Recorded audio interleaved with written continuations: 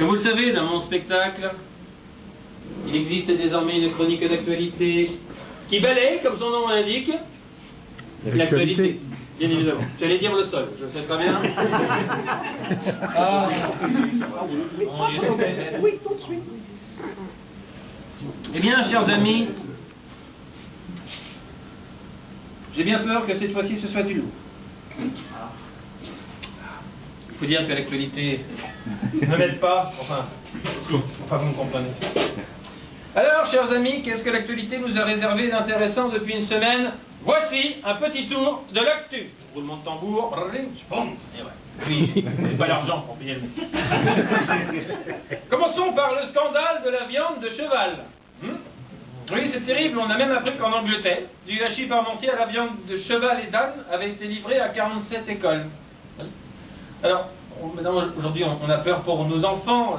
Mon Dieu, ils vont manger de la viande de pauvre. C'est horrible. Si ça arrive en France, il faudra qu'on sache l'annoncer à nos enfants avec tact. Alors, mon chéri, tu te rappelles le joli petit poney qu'on a vu à la campagne le week-end dernier? Eh ben, c'est lui que t'as mangé ce midi à l'école dans les hachis parmentiers de la cantine. Hein? Oui, ça c'est triste. Oui, c'est ça, pleure, tu pisseras moins.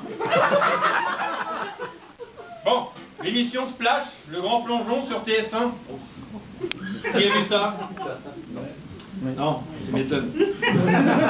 Des personnalités qui plongent? Oui, alors, ils préfèrent dire personnalité parce que célébrité, ça aurait été la publicité mensongère. Hein. La grande question n'est pas, est-ce que Katrina Patchett et Golan Youssef vont oser plonger du 10 mètres, hein, mais bien qui sont Katrina Patchett et Golan Youssef? Cette formidable émission est pourtant une erreur temporelle. Oui, je m'explique. C'est après le plongeon que nous aurions aimé voir les personnalités, c'est-à-dire dans le vestiaire, sous la douche. Plus Laurie Tillman que GG de Koh-Lanta. Hein. Quoique. Cette formidable émission nous aura au moins permis d'admirer le corps d'enfant de 8 ans de Christophe Beaugrand et le look momie de Daniel Evenou.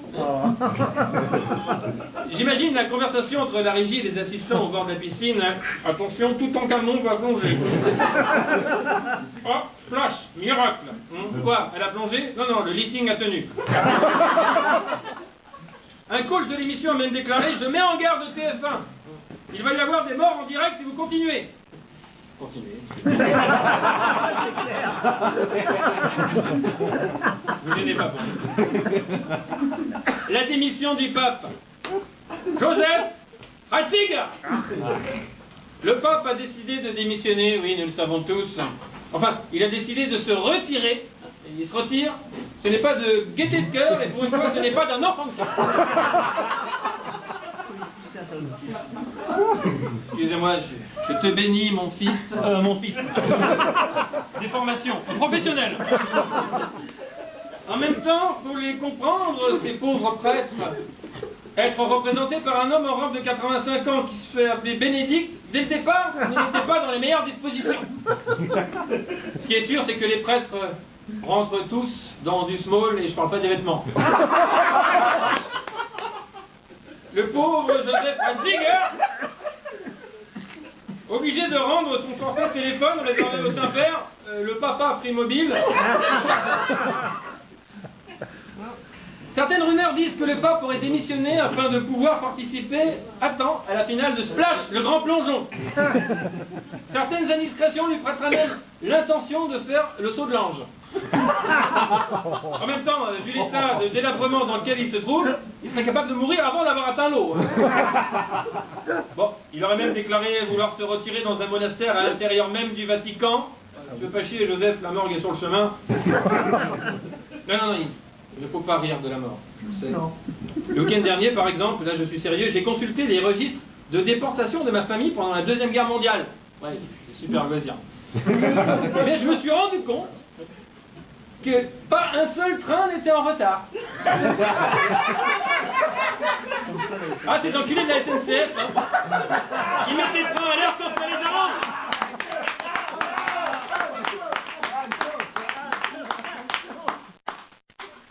Défense. François Hollande est rentré d'Inde sans avoir pu vendre d'avion Rafale. On n'avait pas prévu d'avion à moustache.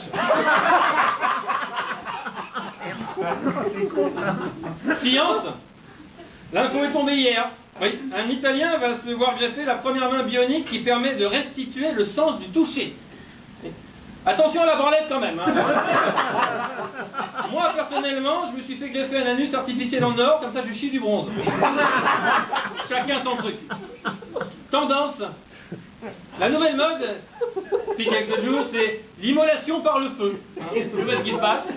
Alors, 4 tentatives ce week-end, depuis le pauvre homme devant l'agence Pôle emploi. Eh bien, encore une autre hier, oui. C'est plutôt bon signe, hein, cela dit, ça preuve que malgré la crise, même les chômeurs en fin de droit ont de quoi se payer l'essence. Tout ne va pas si mal.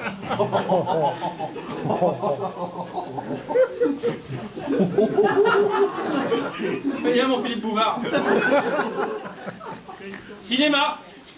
Un biopic sur Sylvia Christel, l'actrice qui interprétait Emmanuel, est en préparation. Je veux jouer le rôle du fauteuil en osier. Cinéma toujours. Marion Cotillard pourrait jouer une femme de chambre dans un film en préparation. Oh merde. Vu sa performance mémorable dans la scène finale du dernier Batman, espérons qu'il n'y aura pas une scène où elle meurt écrasée par un lit.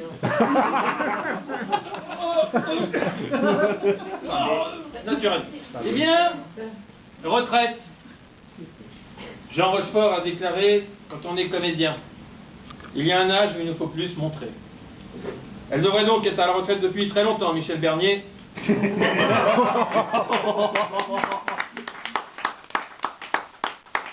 Sport. La France a cartonné lors des championnats du monde de ski. Oui. Avec 3 médailles d'or, dont celle du slalom géant de Tessa Worley, 1,57 m. On attend avec impatience Mimi Mati sur le tremplin de saut à ski. Et là, tout le monde a l'image. Les mots qui sont. Édition. Le livre autobiographique de Johnny Hallyday en est à son 3e tirage en moins d'une semaine.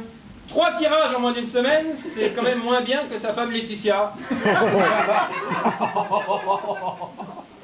Football. Après le nouveau scandale des joueurs de l'équipe de France avec des prostituées, Noël Le Graët, président de la FFF, a déclaré « On ne peut pas mettre un gendarme derrière chaque joueur, mais apparemment on peut mettre un joueur derrière chaque pute mineure. » Musique. Lady Gaga affirme avoir mis 10 minutes pour écrire « Born This Way ». Ça fait quand même long pour écrire 3 mots. Justice. En Afghanistan, 2 hommes, alors assez véridique, ont eu des relations sexuelles avec un enfant de 13 ans. D'accord?